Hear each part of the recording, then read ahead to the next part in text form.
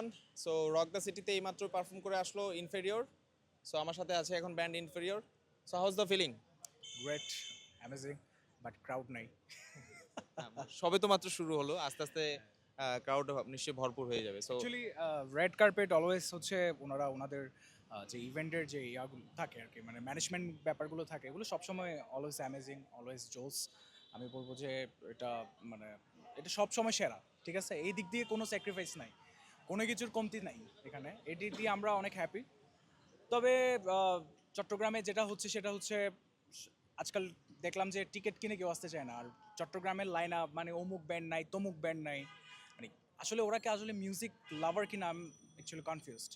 So আমরা হচ্ছি সমগ্র বাংলাদেশ আপনাদেরকে, বা আপনারা যারা পারফর্মার আছেন বা আর্টিস্ট যারা আছেন, আপনাদেরকে ভিডিওগ্রাফি ফটোগ্রাফির যে সাপোর্টটা দিচ্ছি, এটা হচ্ছে সমগ্র Bangladesh collaboration with red carpet. সমগ্র বাংলাদেশকে উইশ করবেন অবশ্যই, ভালো যেন আমরা ফিউচারে আরও ভালো ভালো কাজ করতে পারি, আপনাদেরকে ফুল সাপোর্টটা দিতে পারি সব ধরনের শোতে। সো আপনাদের প্রতি লাস্ট যে কোশ্চেনটা ছিল, ইনফেরিয়রের অরিজিনালস নিয়ে কি প্ল্যান, বা আপনাদের অ্যালবাম বা নিজেদেরকে নিয়ে কতদূর কি কাজ করছেন?